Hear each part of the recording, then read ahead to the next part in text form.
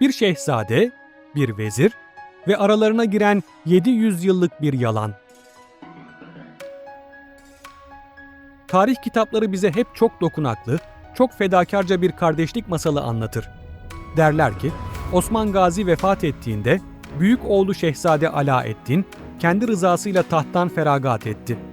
Kardeşi Orhan'ın gözlerine baktı ve şöyle dedi: "Çobanlık ve beylik sana yaraşır. Ben bir köşeye çekileyim." Fakat bu masal burada bitmez. Aynı tarih kitapları, kardeşi Orhan Gazi'nin ricası ve ısrarı üzerine o derviş şehzadenin bir anda kılıcını kuşanıp devletin ilk veziri olduğunu, yaya ve müsellem ordularını kurduğunu, divan teşkilatını inşa edip koca bir imparatorluğun bürokratik temelini tek başına attığını söyler.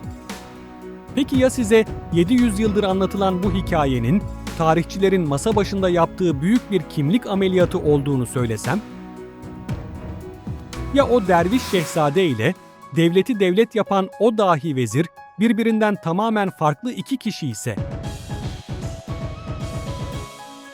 Ve daha da acısı, o koca devleti ilmek ilmek dokuyan asıl mimarın bugün başında dua edebileceğimiz dikili bir mezar taşı bile yoksa? Bugün referans tarihte erken Osmanlı tarih yazımının en büyük yanılgısını aydınlatıyoruz. Efsaneleri bir kenara bırakıp konuşmayanların, susturulanların yerine arşiv belgelerini konuşturacağız. Şehzade Alaeddin ve ilk vezir Alaeddin Paşa gerçeğine hoş geldiniz. Hikayenin temeline inelim. Aşık Paşazade ve Neşri gibi Osmanlı'nın erken dönem tarihçilerini okuduğunuzda hanedanı yüceltmek için müthiş bir çaba görürsünüz. Onların satır aralarında Şehzade Alaeddin adeta bir süper kahramandır. Hem dünyevi hırslardan arınmış bir veli, hem tahtı elinin tersiyle iten bir ağabey, hem de devletin maliyesini, askeriyesini ve hukukunu sıfırdan var eden eşsiz bir bürokrattır. Fakat insan doğasına ve devlet işleyişine ters düşen bir şeyler var. Bir adam hem Bursa Kükürtlü'de dervişhane bir hayat sürüp zaviyesinde ibadetle meşgul olurken, hem de nasıl sürekli divan toplantılarında devletin stratejisini çizebilir? Hem tahttan feragat edip kenara çekilmişken, neden 8 çocuklu geniş bir hanedan kolu bırakarak siyasi potansiyelini korumuştur? İşte biz referans tarih olarak bize dayatılan bu çelişkili hikayeyi kabul etmiyoruz. Neden mi? Çünkü elimizde asla yalan söylemeyen şahitler var. Vakfiyeler. Unutmayalım, tarih dedikoduyla değil, belgeyle yazılır. Orhan Gazi döneminin en kritik şahitlerinden biri 1324 tarihli Mekece Vakfiyesidir. Bu belgenin şahitler listesinde Osman Gazi'nin çocukları tek tek isim isim sayılır. Eğer resmi tarihçilerin anlattığı doğru olsaydı, devleti kuran o büyük vezir şehzadenin adının burada da şaşalı unvanlarla geçmesi gerekmez miydi? Ama geçmiyor. Şahitler arasında hanedan üyesi olan bu şahsın adı sadece ve sadece Alaeddin Ali veya Alaeddin Bey olarak yer alıyor. Hiçbir paşa veya vezir unvanı yok. Çünkü beylik, kan bağıyla gelen asil bir hanedan unvanıdır. Peki ya o meşhur vezir olan Alaeddin kim? İşte tam burada sahneye 1323 tarihli Asporça Hatun Vakfiyesi çıkıyor. Orhan Gazi'nin eşi Asporça Hatun, şahsi mülkiyetiyle ilgili bir vakıf işlemi yapıyor ve bu işlemde kendisine bir vekil tayin ediyor. Belgede bu vekilin adı çok net. Vezir Alaeddin Paşa. Düşünün, koca bir hanedan mensubu, tahttan feragat etmiş koskoca bir şehzade, yengesi Asporça'nın şahsi vakıf işlerinde bir vekil olarak görev yapar mı? Osmanlı'nın kurumsal hiyerarşisinde, devletin töresinde böyle bir şeyin mantığı olabilir mi? Olamaz. Olamaz. Çünkü bu vekil, vakıf hukukunu ve İslam fıkhını çok iyi bilen, ilmiye sınıfından gelen uzman bir bürokrattır. Babası hanedandan biri değil, ulema sınıfından Hacı Kemalettin'dir. Tarihçilerimiz çok temel bir kuralı atlayarak isim benzerliğinin kurbanı oldular. Şunu çok iyi bilmeliyiz, erken Osmanlı döneminde hanedan mensuplarına, şehzadelere asla ve asla paşa denmezdi. Hanedan üyeleri sadece bey veya çelebi unvanını kullanırdı. Peki o dönemde paşa kime denirdi?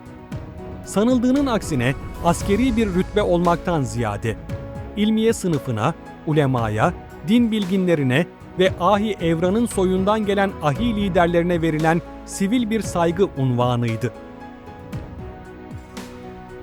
İşte Kemaleddinoğlu Alaeddin Paşa bir şehzade değil, sivil bir ulemaydı. Osmanlı'nın o konar göçer yapısını alıp ona devlet aklı katan adamdı. Yaya ve Müsellem adı verilen o ilk düzenli orduyu tasarlayan, divan teşkilatının dişlilerini yerleştiren sivil bir dehaydı. Şehzade Alaeddin Ali Bey ise bambaşka bir dünyanın insanıydı. Babasının vefatından sonra siyasi ihtiraslardan uzaklaşmış, Bursa'da kendi adını taşıyan o zarif Alaeddin Bey Camii'ni yaptırmış, tekkesinde dervişhane ve onurlu bir yaşam sürmeyi seçmişti. Bir yanda masasında evraklarla devleti tasarlayan, uykusuz geceler geçiren bir hukukçu ve paşa, diğer yanda seccadesinde huzur arayan, tasavvufa yönelmiş saygın bir şehzade ve bey. Sonraki asırlarda gelen tarihçiler, hanedanın gücünü pekiştirmek için bu sivil dehanın tüm icraatlarını aldılar ve şehzadenin omuzlarına yüklediler. İki bedeni tek bir isimde erittiler. Bugün yolunuz Bursa'ya düşerse Tophane'ye çıkın. O uhrevi sessizliğin içinde Osman Gazi'nin görkemli türbesine girin. Hemen babasının başucunda şanına ve asaletine yaraşır bir şekilde huzur içinde yatan Şehzade Alaeddin'i göreceksiniz. Ziyaretçileri eksik olmaz, dualar ona edilir. Kendi halinde yaşadı ve babasının gölgesinde hak ettiği yeri buldu. Peki ya diğeri? Osmanlı'yı bir aşiretten devlete dönüştüren o büyük vizyoner, ilk divanı kuran, ilk orduyu teşkilatlandıran Kemaleddinoğlu Vezir Alaeddin Paşa nerede? Biliyor musunuz? Onun bugün nerede yattığı bile belli değil. Bir mezarı dahi yok. Tarihçiler bu iki ismi tek bedende eritirken, o sivil dehanın sadece kimliğini değil, hatırasını ve mezarını da tarihin karanlığına gömdüler. Şehzade asırlarca şanla anılırken. Asıl devlet aklı, arşivlerin soğuk sayfalarında "Devleti ben kurdum ama adım başkasına yazıldı" diyen isimsiz, kayıp bir ruha dönüştü. Tarih, bazen tozlu sayfalarda unutulan bir gerçeğin peşine düşmektir. Bugün Osmanlı'nın sessiz mimarı Kemaleddinoğlu, Alaeddin Paşa'nın hakkını teslim ederken, derviş Şehzade Alaeddin'i de kendi makamında saygıyla andık.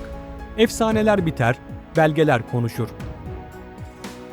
Tarihin tozlu raflarında kalmış gerçekleri gün yüzüne çıkarmaya, yalanlara karşı belgelerle konuşmaya devam edeceğiz. Hakikatin peşinde bizimle yürüdüğünüz için teşekkürler. Referans tarihte kalın, hoşça kalın.